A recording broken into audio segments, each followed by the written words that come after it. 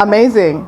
Laughter is beautiful to start up, right? Yes. And why we're laughing mostly is because it's hot and we need to ignore the heat, but we don't want to melt. Oh, by the way, I brought you guys some gifts. And then I misplaced them, but I can see them placed somewhere. Oh, sweet. Actually, I have like in the middle. Yeah. You guys need some sugar rush, you know. Yeah, please have one, each of you. My mouth will water. I will not be able to speak. You'll not be able to speak. Probably. Yourself too? You don't do so. You're good? Okay, whenever you're feeling some, you need to top up with the sugar rush. Okay. Please knock yourself out. All right, so here we are. I think you can begin by telling us, let's start with you, your name. Ooh. Karine. Am I supposed to tell more about myself? You can go deeper. Tell us everything you want to tell us. Karine, shy, so I'm going to move on to her. That was fast. It is called deflection, the art of deflection. I'm good at that. Nice. I am Newt. Yeah, Newt. I am Newt, like the night. Let me tell you guys, talk of names, beautiful. All right, so we're here with Corinne and Newt, and we're just gonna, engage in some conversation. I hope you're excited about this. I must say, this is the very first time I have met, with people at the podcast, and I love the chemistry already. Yeah. When I talked to you about the podcast idea, and you kind of vibed into it, I was very excited. So here we are. Here we are. Let's talk about Diani, you guys. What do you think about Diani? Hot. Be good. Don't be so mean. It's hot. Yeah. As a person that doesn't live here. Yeah, of course. It is a vibe. It's very small compared to like the city. Of course it is small. So Everyone knows everyone. Right? Yeah, there is that, which is very odd for me because I live in Nairobi and you don't really bump into people that much. Yeah. But well, being Plus, I think in Nairobi, everyone minds their own business. Oh my God. Literally, so you don't even know who's living next to you. Let me tell you, once you're in Diani, whether you like it or not, somehow you just end up knowing, someone here and there. It's a small village. You call it a small village. Yeah. But it's cool. It's cool. I think it's both. Yeah. Both a good thing and a bad thing. I know. Yeah. I know.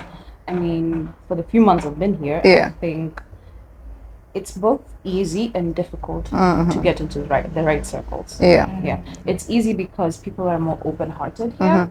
So it's easier to be like, hey, hi, I'm weird. I like that you're weird. Let's be weird together. Let's be weird together. Yes. Yeah, it's easier on that. But then finding your fellow weirdos. I mean, me and you found each So are you trying to tell us you guys are weirdos? Very much. Very much. Welcome to the channel of weirdos. This is home now. If this is weirdo, you're cool weirdos. All right. So I must say I could agree with you that the fact that it's small, it's easier to be able to identify yourself and your circle real quick. Yeah. However, we also have some fake babes, you thinking they're real, Anyway, let's talk about what's going on. Like we've seen Joey Irongo. Eventually, we've really been waiting for this case, and I saw how people, were following up the case. What do you learn from that? The reason why I'm asking that is because I see Joey and Jackie Maribe. I don't know what was going on before this whole murder case, but then after the judgment, it was so clear that Maribe is now out of this whole drama, and now Joey has been, found guilty. What doesn't that make you feel like when you're choosing your friends? I don't know. It looked like after the judgment was given and she was celebrating, and Joey is there crying, and I was like, whoa, this was deep, I don't know. Have you been following that Joey story? I haven't followed it per se, not to the T. I don't. I do not keep abreast with politics. Not too much. Yeah. However, you've asked the question of how do you choose your friends? Well, I wonder if I don't think Jackie or Joey went into it thinking, one, we would murder somebody. Yeah, sure. I think that's not where you start. Yeah. Then there's a question of were they innocent? Yeah. Were they both innocent? Were both of them culprits? Who knows? Who knows? But I guess the court says one thing or the other. Yeah. Would it have been nicer for Jackie to commiserate with Joey? Maybe.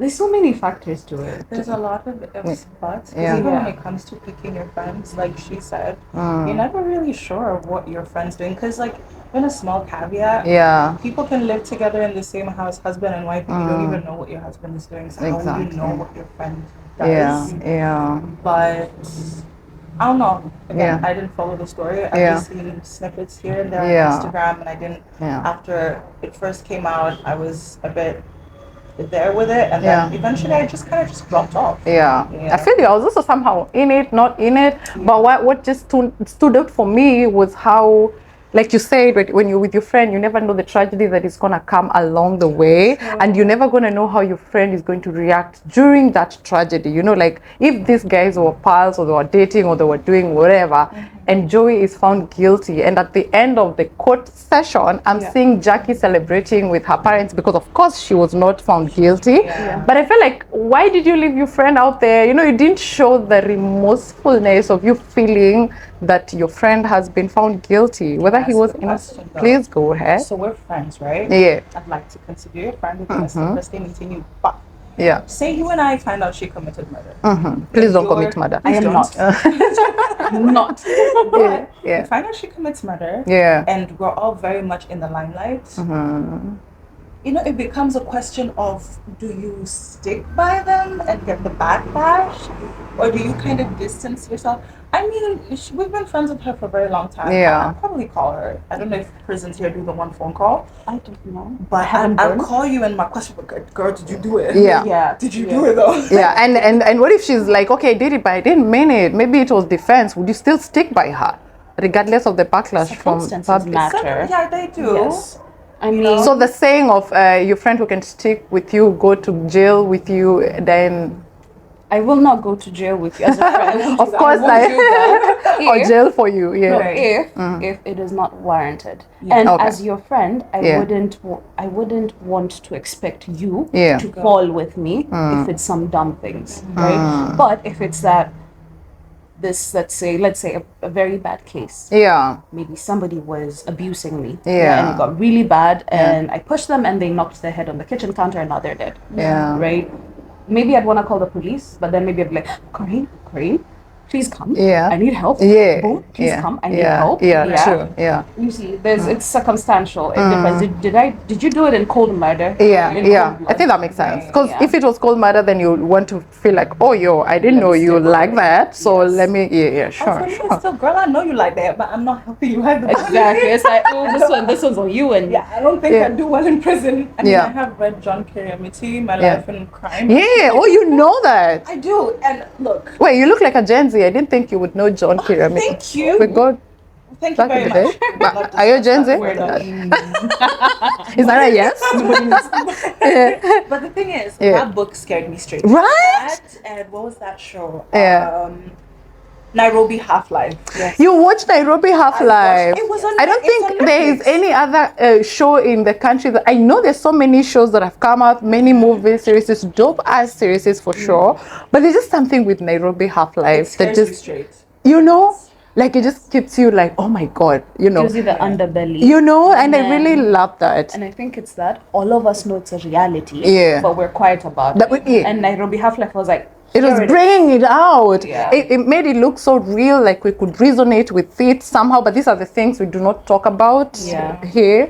Talking of Gen Z though, this brings me to the point. I'm here with, we're all grown as women, and in one way or another, we've been, we've dated, been in relationships. I don't know, what do you think about relationships and age? Like, is an age that a thing that comes up in your mind whenever you're getting into a relationship with someone? Or are you the person that feels like, you know what, as long as there's chemistry, let's do this? What do you think, Corinne? Depends.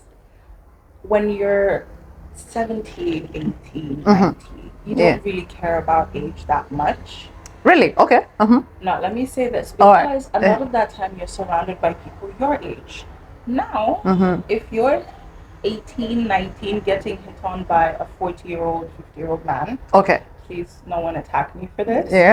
I think it's a bit odd, because from a female perspective, it's like age, if it's among your peers, that's fine. But if there's a vastly different age difference, you're of two separate mind processes, whatever. So it's like how I would imagine if I'm in my 40s and I'm trying to date a 23-year-old man.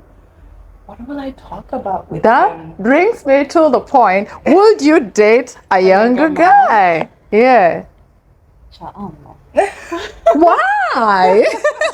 Anyone ever has an answer to that question? Because there's so many celebrities that have young husbands. Yeah. And in some cases it's grooming, in some cases it could be chemistry. Yeah. But I ask myself certain questions, like say we're in our mid-30s and I'm dating a 21-year-old. If I bring him around my circle of friends, what are we talking about? Like, because I'm assuming at that age... Is it an issue of this 21-year-old trying to blend in your circle? What if he's able to blend in and contribute to the conversations that you guys are having? Let's talk about a story that she told me. Okay. Okay. All spill the bills. Where I like the look she gave you, like yeah, she's like, okay, just what? Sorry. Treading on eggs.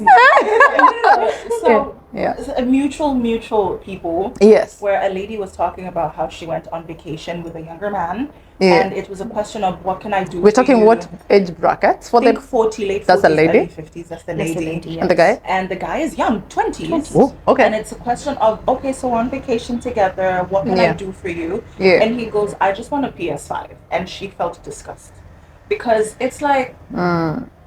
I think around her peers, it's like when you meet somebody, what can I do for you? I'm interested in this. I want to start a business. I want to go back to school. Your mind is just, I want to play video games. But this brings me to the question: had she not had that conversation with him, like when she was getting to know him? So this is a story that. Oh, okay. Sorry. Yeah. No. Here's what I think. Yeah. There's did the mama go in knowing? Yeah. I am dating a younger man. Thank you. Of a younger mentality. Yes. Thank you. Because yes, a man could be younger, but the mental is somewhat higher. However, history and statistics tell us men mature differently from women. True. So in the situation where a younger woman with an older man, and please not grandpa type older, but let's say you're 30, you're dating a 50-year-old man. Yeah. You will have conversations with that man that make sense. Because our brains work differently. True. We mature because of our nurturing. We mature into it much faster. Yeah. But the man who is 30 even with a 50-year-old woman, they're vastly different in vastly different stages of life. And because the woman is a receiver, whoever now the man is a giver, a creator. What are you adding into an older woman's life? What are you creating that she needs in her life? Is that the reason why I feel like most of the relationships where the lady is older, they don't go far? I feel like it's always like short-lived as compared to when it's an older guy and a younger lady. I mean, technically, isn't it supposed to be, historically speaking, naturally speaking, the man is supposed to be older because the man is the leader, he is the protector. But aren't we living in the times when we want to unlearn the things? Girl, well, I get that. This is like, we could go into an entirely different topic when it comes to gender and everything. While we are trying to unlearn some things, I feel like some things have gotten us this far, and they work. You know, why break it if it works? You can change some stuff, just not everything, right? Yeah. Because even when it comes to the chemistry, I think I've gotten to a point where I'm a bit more open-minded. I was talking to her about this. Yeah. I'm a bit more open-minded about dating someone younger. But also, it's like, how do you relate? Because I have met people that are slightly younger. Yeah. And you kind of thought, not so bad. No, in that moment, I was like, sir, no. No. I'm sorry, I think I'm honestly, sorry to cut you short, but I feel like personally I think differently. If you would have met me a few years ago, though, my thinking was different. I was like, younger person, no way, not happening. But right now, I feel like I've gotten to a point where it would really have to be built up. Like, I really have to have known you from somewhere. We probably have been working on something together. We're resonating together. And then I'm going to grow some feelings towards this person. And I will not bother that they're younger than me. So in that case, I feel like I will overlook the age. But can I say what the underlying message of that is, if this person has courted you, how you feel you deserve to be courted. Yes. If this person has spoken to your mind, how you feel it wants to be spoken to, and to your spirit and your body and everything. Yeah. So it comes back down to what is the content of the person versus the age. Yeah. I think that's it. I think that's it. Yeah. And also I have a question. How young is young? How young is young? That's a good question. Because we're not going to... definitely not. I'm just giving in a context of what if you're like 29 and he's 24, or you're... I think a 5-year... 5-year gap? To me, I feel that's not so bad. So 25 woman and 20-year-old boy? Okay. See, you see? I feel like... No, really, because 29 woman, 25 guy, all right, we're having different conversations. The 25-year-old guy is thinking, what am I doing with my life? He's starting to think, what am I doing with my life? All of them. Okay. Men, please speak for yourselves. We will not do it. Right? But this is... okay. 25-year-old woman and 20-year-old boy. Listen, I said boy. Yeah, he's a boy. He's a boy. Yeah. 25 as a woman, I mean, you're about right to have a child. Yeah. You know, your brain, your mind. That's what you're totally thinking different. about. Yes, you're thinking really far off into the future. A 20-year-old boy is just fresh off high school. Yeah. Right. He just needs to, be out there having fun, catching up with stuff in the streets. I guess the difference of where you actually are. And where he is. And, I think that for me, I might be a little bit biased because she knows I have a cousin that stayed with me for a while. Okay. And while he was mature for his age in some aspects, I would sit with him and his age would show. Okay. Where we'd be hanging out with friends. He looks a bit older, but then he does something. I remember, you're 20. No. You still have a very long way to go. Because you're barely out of leading strings. Yeah. You're just trying to figure out your path in life. Yeah. So I think it all just comes down to it depends on the person. Yeah.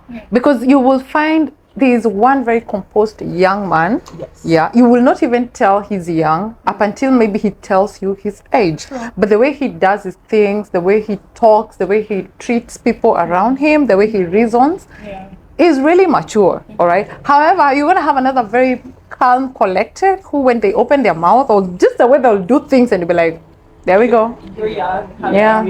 Get this boy out of here. Yes.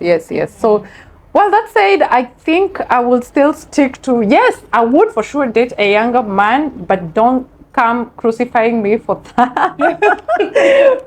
That I also think that time I was having a conversation with my friend, and we were trying to understand why when it's a lady chasing a guy. What do you think about that? Wait, to me, it rubs me the wrong way every time I think of. So I saw something on TikTok. Yo, hear me out. So, all right. Did you chase a guy? Not about that exactly. No, maybe I'm using the wrong term. It doesn't have to really chase. Pursue. I think, and we have had this conversation with her extensively. All right. Oh my God. What do you think about that? For 3 months? Yes. Did you ever come to an agreement, or you agreed to disagree? Our agreement is, and you can correct me if I'm wrong. Yeah. While women are taught to shoot their shot in the age of sprinkle and all of that, I think it takes a very mature man to understand what is happening, because from stories that I've heard and things that I've seen, a lot of men, if you approach first or you shoot, they're gonna view you different, and they assume, oh, she wants to sleep with me, or I'm the catch. So then you start feeling so swear. Yes, and they play hard to get it. I don't want you. I want you. I don't want you. So I'm strongly of the opinion of just let the man do the chasing. What do you think? It takes a very mature man to know what's happening. Yes. And not take it in the sense of oh shucks, yeah, you know, or she's being loose, she's being desperate. yes, yes, Yeah, why is she wanting me? She must do this with all other guys. It takes a mature man to say, huh, this woman is showing me how she loves, right? And it's my job to respect that, in the sense of I can either now take the reins and be like, okay, baby girl, I want meet you me to halfway, you know? I want you to. Now I'm gonna come in as the man. Thank you for telling me that you want me. Now I'm gonna come in and court you. Yes. Thank you. I think also pursuing a man, like I told her one time during our very long phone calls, is sometimes it's a simple, hey, I like you and I think you're cute. And the guy's like, oh, I like you too. It's as simple as I'll paint a picture.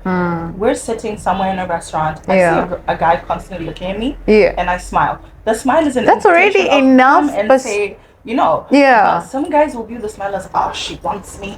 She must want to sleep with me. Like you said, desperation. And it's like, bro, I know what you're saying. That is not what you... And I keep thinking that for a woman, you really don't even have to simp to a point where you really have to, like you said, once I show my intention, meet me halfway, you know. I don't make me keep pushing for it. And the moment now a woman keeps pushing for it, I kind of feel like it rubs me the wrong way, because I'm like, well, you may prove me wrong, but I feel like a woman was created kind of as a chase. I know today men feel like they are also the chase. We are both the chase. We are the price, you know, like I'm the price. So that said, though, the way we are built, the way we are wired, you won't be the price that the man is chasing. If that doesn't happen, you can always stand back and try and give him some hints, you know, then he gets it. If he likes you, though, he can proceed. Now, what happens if he's not reciprocating? Because I saw this video on TikTok and it really disturbed me.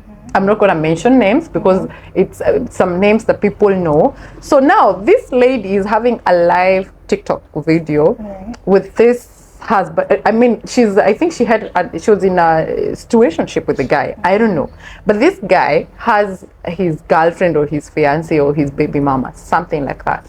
And it's like this guy had two women in his life, all right, at the same time. So this lady decides to go live and pin this guy live and ask him, tell me, can you take me? Actually, she sounded really contradicting, because she was like, I want you to set it clear to me right now whether it's me you want or you want the other lady. But then by the end of it all, she ended up trying to convince the person why you need to be with me. You understand? Now at that point I felt like she was getting to a cheap talk. Why are you making you know, you're sounding cheap and desperate, because you're there being like, I'll be there for you, I'll be there for your daughter, I'll take care of you, da da da. You know, you're trying to convince this man why he needs to be with you. And I was resonating with my friend. I felt like that was not a woman life. You know, that's not something I want to see in a woman. I feel like you said, ours is very simple. Just throw in some intention. If he's not getting it, move on. I mean, I will say, I will say, it is not wrong for what that woman did.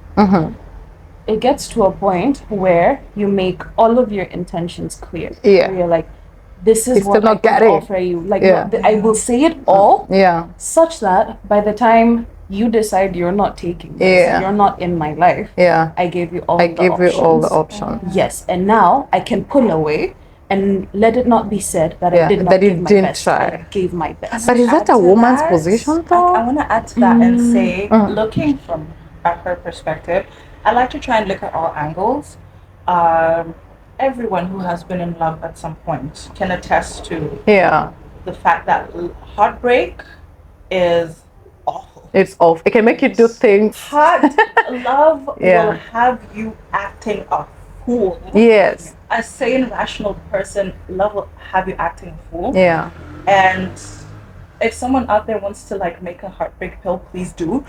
That's a business idea right there. I think it's more of sometimes. I do not believe that women feel more emotions stronger. I think both parties do. Men are just better at hiding it.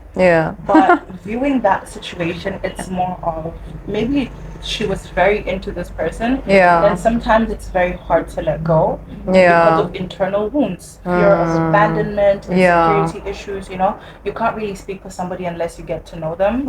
And the strength it takes to walk away from someone knowing how much you like them, how much you want this to work out is especially if you had a thing going on. Yes, it takes a lot of strength to walk away from someone you love. So I tend not to judge this situation. But going on public, why? She would have just called him for a dinner, sit on a dinner table, and let's talk about this. Bruh, I can do this too. I can cook. I can do this. I can treat you right. I mean, look, I mean, maybe in that point, this person. Like, let me ask this. When you're younger, a teenager, or at some point in your life, either in movies, you've experienced it, you've seen it on social media, where you're in love, you're trying very hard to move on.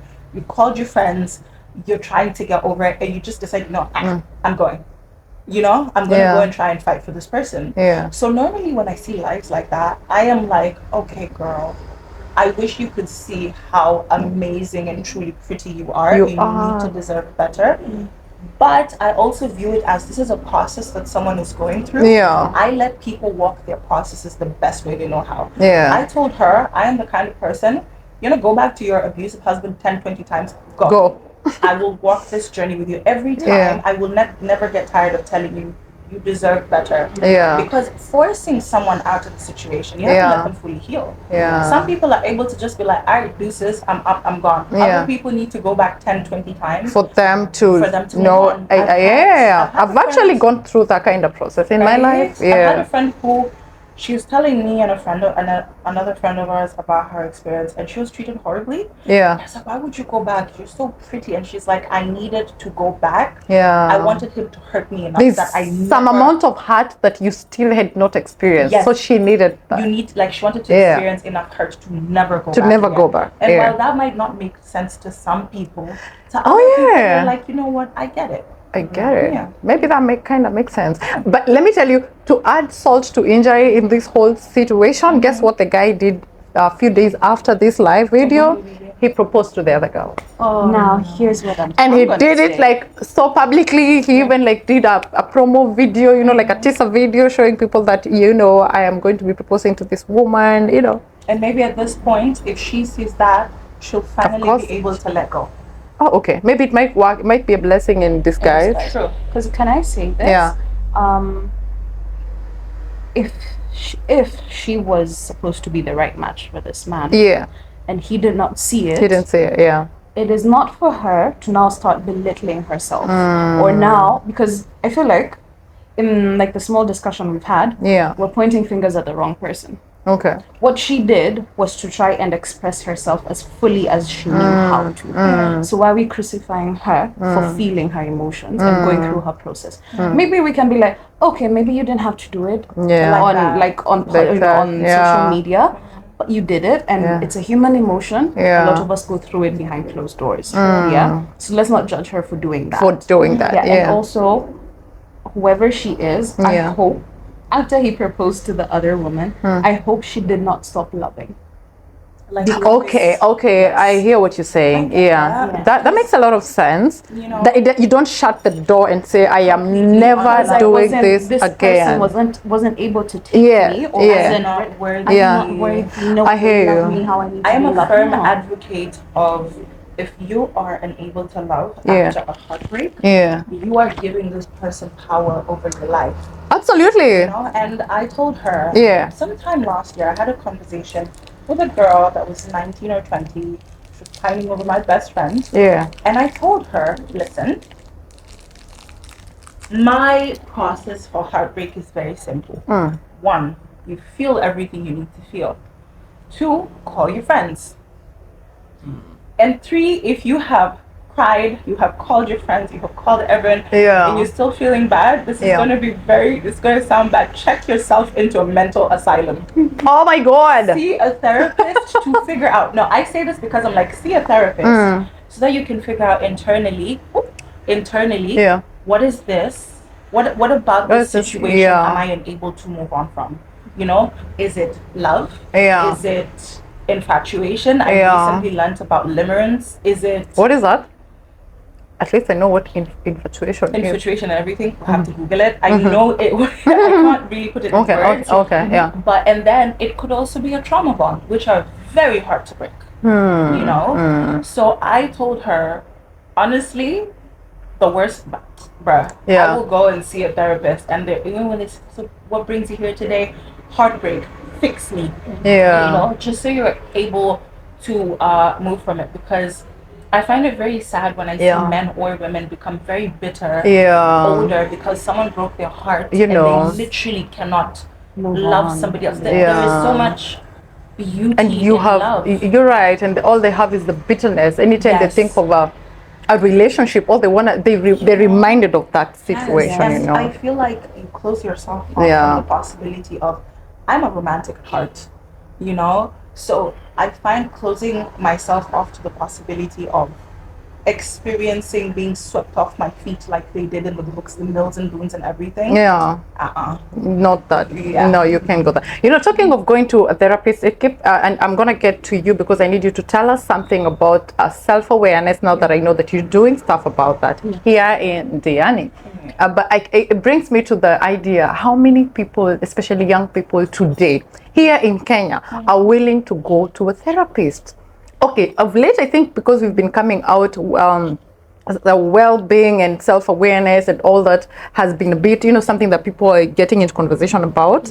But I still feel like how many people are struggling with either it's depression or heartbreaks, like you said, and they're like, you know, I've gotten to a point, I've talked to my friend, I've talked to my mom, I've talked to my family.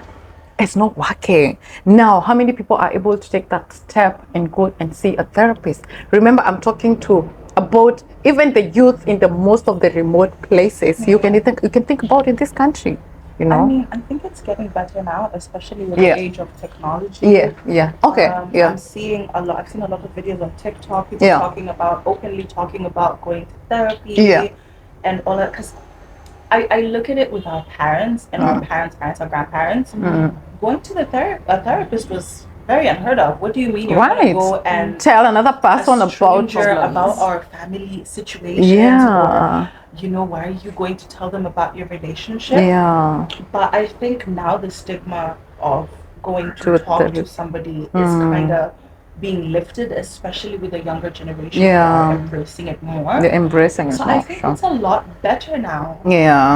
As compared to a while back. We're doing a lot better. I don't know what you guys think about the normalizing and embracing the whole issue of going and, you know, speaking our issues to therapists. And I think that brings me to, you can tell us about it. Tell us what you're doing in Diani in regards to, you know, the same wellness, mental health, emotional health. I will start by saying the things we're talking about today are really anchored in mental health, where you're finding it difficult to move on from a breakup because trauma, because you bonded so deeply, and you're unable to remove. A lot of the times it's because we're unable to remove our worth from how much other people want us. We've been taught from when we were little kids, the one who had the prettiest Sunday best, or the one who was the teacher's favorite, the one who was the parent's favorite, maybe it was the firstborn who was the parent's favorite and everyone else wasn't seen, whatever. We have been taught that our worth is predicated on how everyone else sees us. And that is, before you even seek therapy, seek yourself. I like that. Therapy will help you to seek yourself. But I say this, you can take a horse to the water. But you can't force them to take the water. You will go to therapy. You will go through years of therapy. You will pay a lot, and you will still not have solved it because you were not seeking yourself to begin with. And I found I do meditation. I guide meditation, and I guide intuitive dancing here in Diani. Which I found when I went through the darkest period of my life. I called my friends. I tried talking about it. I tried talking to my parents. And then I realized none of this is helping because none of them went through the experience I went through. So as much as I try to talk about it, I can't make you feel the pain. The pain. You feel like they will not relate 100% because they didn't go through that same pain. The reality. That's I'm the not reality. wearing your body, so I can't really feel what you feel all the time. I can interpret. So what I had to come back into is, how can I heal myself? How can I begin to look back in the mirror and be like, you're beautiful, you're worthy, but also you make some dumb mistakes. I think that's a point that people need to also appreciate, that you're good, you're nini, you've changed, But you made some damn mistakes. Yes. Can I slightly agree but disagree? One thing I have learned about therapists, and if you go to a good therapist, people go to therapy so that they can be fixed by the therapist. That's not what therapy is. Yes. A therapist helps you to figure out what's wrong with you and how best you can fix yourself.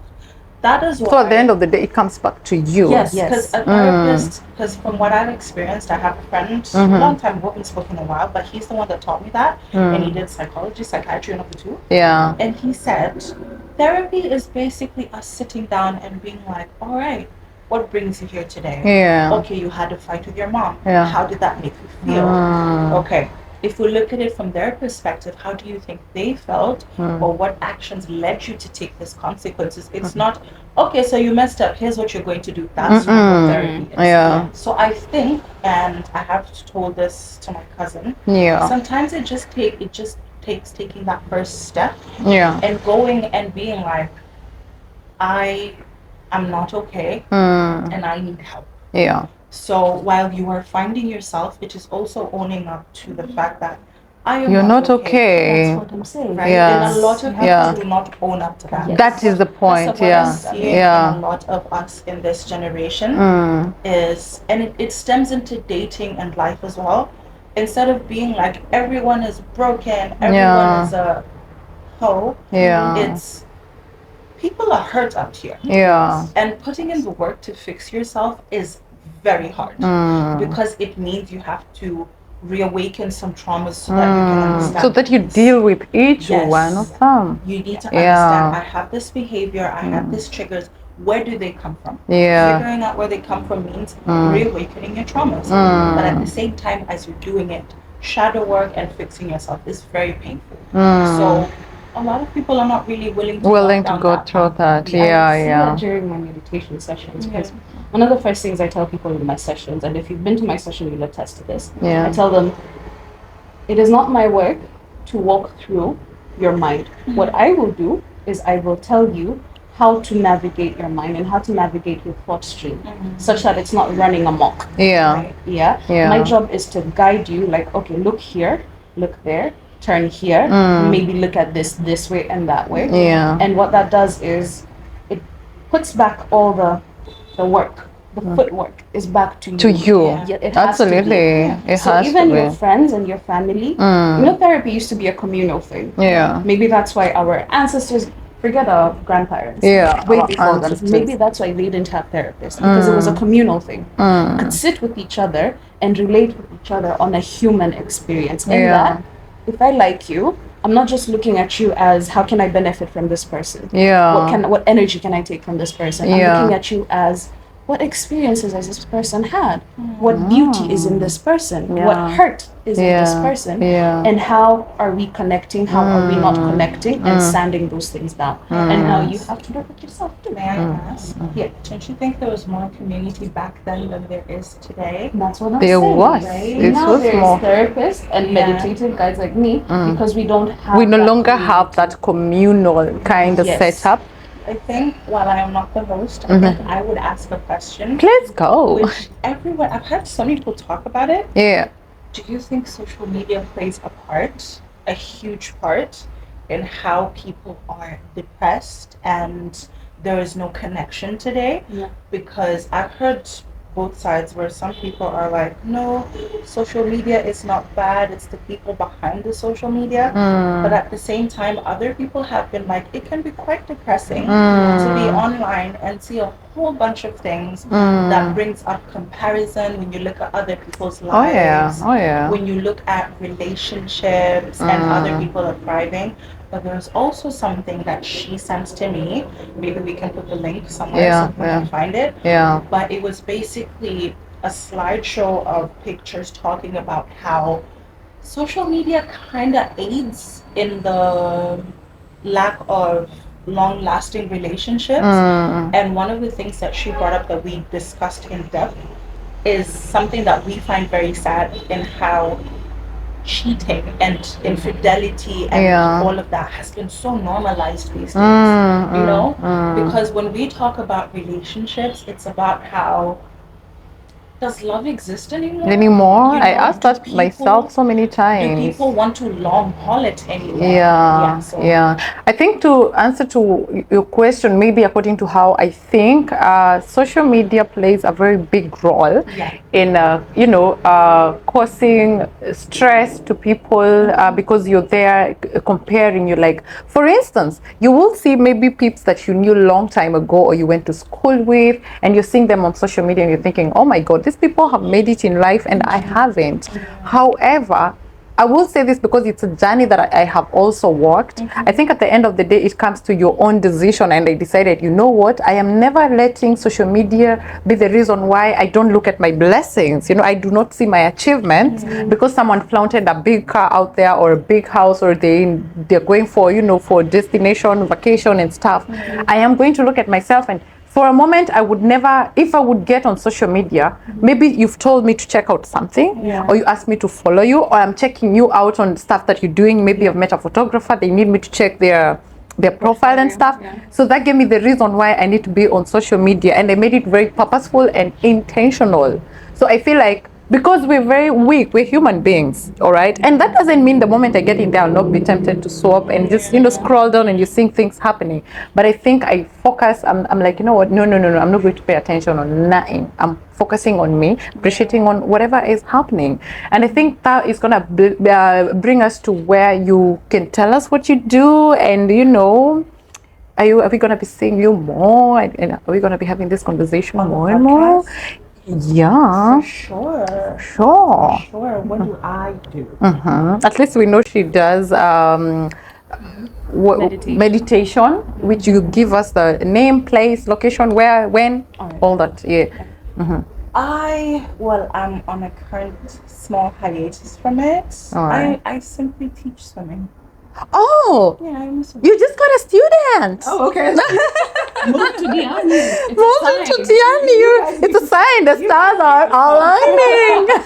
If the weather was slightly colder, I would. It's perfect for swimming, right? Isn't that the whole idea? I mean, Nairobi, there's heated pools, so it's still perfect for swimming. Come on. We need the natural heat. So, okay, that's beautiful. So, is this something you look forward to doing it here, or you just stick to Nairobi? I'm currently in hiatus because, I don't know, I don't know what to say it. I'm at a point where I'm like, do I want to do this for the rest of my life? Yeah. That's just basically it. Okay. Where it's, do I do a small caveat? Because her and I have been talking about some stuff that we might be able to do together. Yeah. So okay. Well, luckily you'll be here with us and just keep us updated on, what you're doing, things you want us to know. Yeah. So, Nat, where can we find you? When? How? When? How? Why? Why? Why do you need to look for this, babe? Yeah. I am in Diani. Yeah. You can find me on Instagram, ValerianZita_Newt. We will write it down here. Not to worry. Yeah. That's where you can find me, to be honest. However, if you're in Diani, I do my classes at Moto Yoga School, which is at Heavenly Gardens towards Galu sides. I have a Saturday class for intuitive dance. What do you mean by intuitive dance? Sorry. I was waiting for that. Intuitive dance is, it's where you allow yourself to express not only your emotion, but your mental state, your spiritual state, through your body, through dance. So it's meditation through dance. You guys, this sounds interesting. Yeah. It absolutely is. And I started it because I realized, again, look for your own medicine. True. For me, music, dance has been such a medicine. There's a way that if you move, the yogis will tell you this. If you move your body certain ways, you release so much. There's times you'll feel such a pain here, and there's a certain way you can dance that releases. And then it releases that. Yes. Yeah. So I learned that, and now I'm teaching it because I feel that we need to go back to the most natural, simplistic forms of being human that allowed us to feel the rhythms of the earth. The wind is music, If you do that, you find that hanging with you is more musical. I'm able to view you as this entire full being. So it's beneficial in many ways. I do that every Saturday morning, 10 to 11 a.m. At Moto Yoga School. Moto Yoga, but I also do private sessions. Reach me through my Instagram, really, and we'll talk about it. I'm here for wellness, mental, emotional, spiritual, physical wellness. I'm here for it. Talking of wellness, looking at her, she's glowing. Clearly, you just reminded me. I've ever attended a class of movement, dance movement, because I've done creative and performing arts in campus. Nice. So I clearly relate and understand what you mean. But I need to get back to that because I think I just did it as a course and you need, and I was like, this is now I think I need to hook up with you, and let's do this. Yes, come. It's people cry, people laugh. Oh, nice. Yes, and people release. We put a lot of things in our bodies. We're constantly consuming because that's how the world has been set up right now. You're consuming the news, you're consuming food, you're consuming. And you need a place where you can just release. You're right. Like, I am taking off all the burdens, all the responsibilities, and for this moment, I am just the soul. Nothing more. I'm not my responsibilities. I'm just the soul. Interesting. I will say though, I have met a lot of people here. When I bring up the meditation, they go, I'm not ready to deal with myself, so I'm not coming for that. And I will say, if you're not ever ready to deal with who you are, then are you really alive? Okay. If you don't sit with your light and your darkness, are you really alive? The light is born from the darkness, and your darkness will always inform your light. So you might want to spend a bit more time because eventually you're gonna deal with it somehow. It gets back to you. Find out. Why do I have certain traumas? Like when me and her met, both of us are like, I don't know if we're gonna be friends because we both have female traumas, female friendship traumas. Okay, I hear you. I think I have had that. I just never put a name on it. So that's what we call them, like female friendship traumas. Yes, and not just friendship, but relationships. Maybe with our mothers and with our aunties. Female relationships are very complex and they're also very painful with how our mothers and them have set it up. Absolutely. So finding a space like this where we don't really have any problem. We're not bitchy, we're not fighting, we're not competing for men's attention. Ourselves. Because like she knows, one of the things that works about our friendship is we have very different people. In case you couldn't tell. So we have vastly different personalities. I could tell definitely. When I met you guys, I was like, oh, okay, We have vastly different personalities, but somehow it works. We mesh, and if people can get past those traumas, and a phrase I learned recently, mother wounds, because I've also seen a lot of discourse online, and I'm glad it's coming up now because people are very open to talking about deadbeat dads and how dads are around, but moms can also do and have done a lot of damage. Maybe that is something we can discuss. That is something we can talk about, definitely. But just to give a small example, I saw one time there was a TikTok posted by a South African girl, and she was just lamenting about how, has anyone else ever experienced when we were younger how your aunties would be like, oh, you're like 10 to 12, they're like, you're never going to get a husband. And it's like, I'm a whole child. What do you mean I'm not going to get a husband? Oh, I've gotten that when I was young. Right? And oh my God. I think also what ties into females being unable to fully trust each other is because the females we were supposed to trust first. That were supposed to show us love. Competed with us at very young ages. So you grow being wary of other women. And it's okay to just find someone that makes you feel safe and seen. And I believe we have that here. That is interesting. That is a conversation I would really, really love to dive into sometime to come. And because I feel like that is one of the reasons why even the men say women are their own enemies and we need to end that. Like I wish there's a day women can just get to understand we're the same. We may not be the same, yes, but our differences can bring us together and we can make amazing friendship, so I think with that, do I need to remind you of my name again? Yes, I'm Miss Boom the Goddess, and this is what I will be bringing you this year. We're going to be having lots of conversations. You're just about to be seeing these faces frequently and many more other people as we talk to you about everything and anything. This is the 4th episode of Legally Bold. So you better subscribe to my YouTube channel, that is Boom Splash, and go down to the section of Legally Bold and you'll find this episode with its lovely ladies. We're right here in Diani, and this is DCT Production. I would like to big up to Ben Alpha. He's the guy behind the camera. He's been doing an amazing job to do the editing. Big up to DCT Production also for the studio and everything. We're just enjoying the space. Thank you so much. And before I do, until next time, what would you like to tell these amazing clips? Remember, we're talking about dating a young guy. Do you think now you can date a young girl? Do you have young guys in your session? I know, of course, you do have young guys. Oh, man, please show up for men. Oh, men, show up. Men, why are you not taking care of your mental health? And then they're going to say we've abandoned boy child. I'm here. She's here.